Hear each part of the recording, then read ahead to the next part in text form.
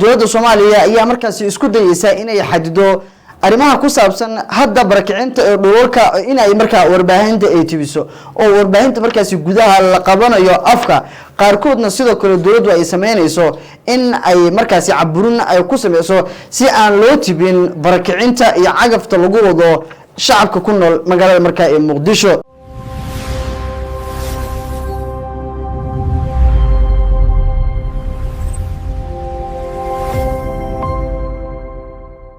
kulanti wacan daawadayaal ku soo dhawaada halkani waa GNTV barnaamijkana maanta waxaan ku eegi doonaa xagga faaqidaada markaasi dhanka siyaasadda bilihii ugu dambeeyay waxaa sare markaasi aad u kacay dhulboobka lagu hayo shacabka ku nool magaalada caasimadda ee Muqdisho oo dowladda federaalka ee Soomaaliya lagu eedeynayo in dad shacab ay guryahooda markaa ay ka barakicinayso taas oo sare ay u kacday waliba maalihii markaasi u dambeeyay dad aad u fara badan ayaa si weyn uga qaxay degmooyinka ku yaala caasimadda Muqdisho dadkaas ayaa dowladdu waxa ay ku eedeeyeen in guryahooda waliba si qasab ah markaasi loogu kicinayo qaarkoodna iyaga oo haysta dukumeentiyo sax ah oo guryahooda iyo qaar markaasi qoysaskooda oo ilaa iyo markaasi ab markaasi ay uga geeriyoodeen in guryaha markaa laga dhacayo. waxaa markaasi la tilmaamayaa in dowladda arrimahan dhul barakicinta ay u soo wakiilatay dad ganacsato ah oo doonaya in shacabka ku nool magaalada Muqdisho markaa ay ka barakiciyaan. marka la eego Soomaaliya oo muddo dheer burbursaneed dhowr iyo 30 sano ah dal hadda soo hagaagaya dowladnimadiisa haddana sidaas ay tahay waxa waqtigan markaasi qaxaya oo aad u yaaban shacabkii ku noolaa caasimadda oo dabcan cidna markaasi aan la dhaafeen waayeel markaasi iyo ciroolaba dadka ayaa dabcan la qaxinaya waliba waqti haween iyadoo markaasi ay tahay oo qaarkood markaasi lagu qaxinayo in qoray markaa ee caaradiisa oo tan ilaa iyo bilihii markaasi ugu dambeeyay ama sanadkii ugu dambeeyay baa ahayd mid markaasi sare weyn u kaceysay qaxinta barakicinta ee shacabka markaa magaalada Muqdisho. dadka ayaa dabcan la qaxinaya xilli haween ah iyagoo aan la ogeysiin xitaa in markaasi la barakicinayo haddii ay diidaanna cagaf ayaa markaa la gelin doonaa. intii ay barakicintaasi ay socotay dad aad u fara badan ayaa markaasi ciidamada ammaanka ay toogteen qaar ayaa wali markaa isbitaalada u jiifa dadkaasi markaa la barakiciye wali ma jirto cid wax iska weydiisay dadkaasi ee geeriyooday isugu jira rag markaasi iyo dumar iyo qaarkood oo caruur ah markaasi ku dhintay. sidoo kale dowladda Soomaaliya ayaa markaasi isku dayaysa inay xadido arrimaha ku saabsan hadda barakicinta ee dhulalka inay markaa warbaahinta ay tibiso oo warbaahinta markaasi gudaha la qabanayo afka qaarkoodna sidoo kale dowladdu ay sameynayso in ay markaasi caburin ay ku sameyso si aan loo tibin barakicinta iyo cagafta lagu wado shacabka ku nool magaalada markaa ee Muqdisho. dowladda Soomaaliya wali kama hadlin ama kama hadasho arrimahan markaa ee ku aadan balse maamulka gobolka Banaadir dhawaan waxa uu sheegay in guddi uu xil saari doono arinta markaa ay ku saabsan si loo qiimeeyo xaaladda iyo cabashada markaa ay ku nool shacabka magaalada Muqdisho maadaama dadku ay qeyladu markaa ay ka dhamaatay qaarkoodna dilal iyo dhibaatooyin xooggan markaa loo geystay muddadii markaa ay socotay arinta shacabka. maamulka gobolka Banaadir waqtigaas waxa uu sheegay in la qiimeyn doono lana joojin doono ilaa iyo amar dambe balse hadda waxay u muuqataa in amarkii maamulka gobolka Banaadir ba uusan waxba iska bedelin marka la eego sida hadda ay wax u socdaan iyo barakicinta ee cagafta ah oo dabcan dad waayeel ah cagaf lagu qaaday iyaga oo guryahooda markaasi jeefa waliba markaasi xilli markaasi habeen ah. tani ayaa dabcan lagu tilmaamayaa inay ka baxsan tahay bini'aadanimada marka la eego sida ay hadda wax u socdaan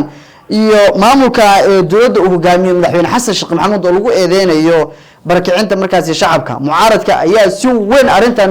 uga soo horjeestay iyagoo iclaamiyay banaanbax markaasi loogu raadinayo cadaaladda shacabka ku nool markaasi magaalada Muqdisho. waxayna noqdeen arintan sida mucaaradku ay sheegeenba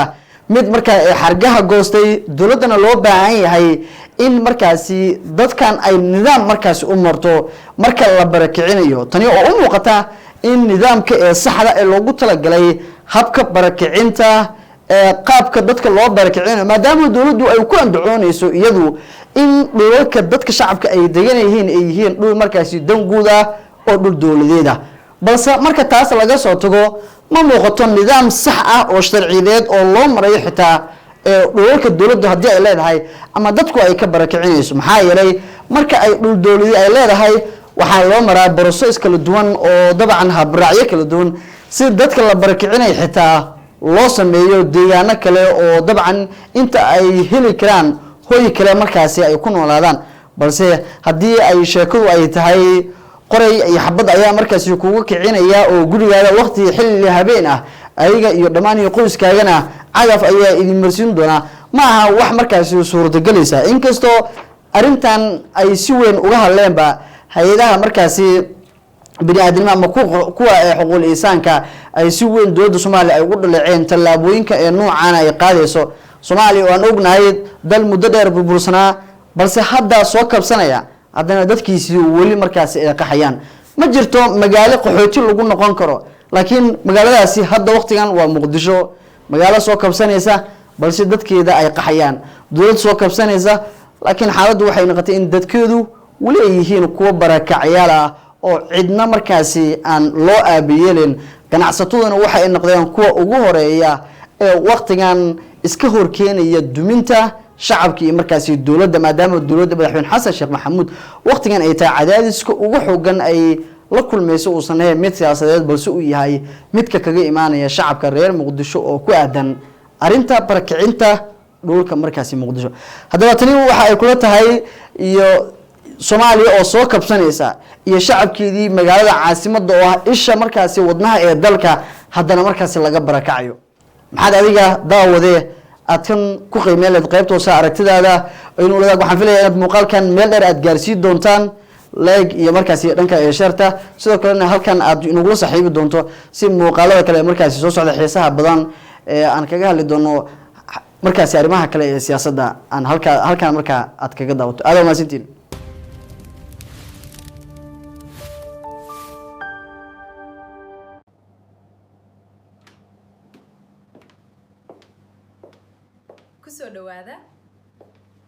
kusoo dhawaada Amar Hotel. quruxdu waxay ka bilaabataa daryeel joogto ah. Mulki Herbal, daryeel dabiici ah. Welcome to True Health Hospital. We are dedicated to providing you with the best care. Your health is our top priority. Our antenatal care ensures safety for mother and baby. We are here. Rhoda Rehabilitation Center. Hapa ni mahali pa utunzaji, uponyaji, hutembezi safari hii na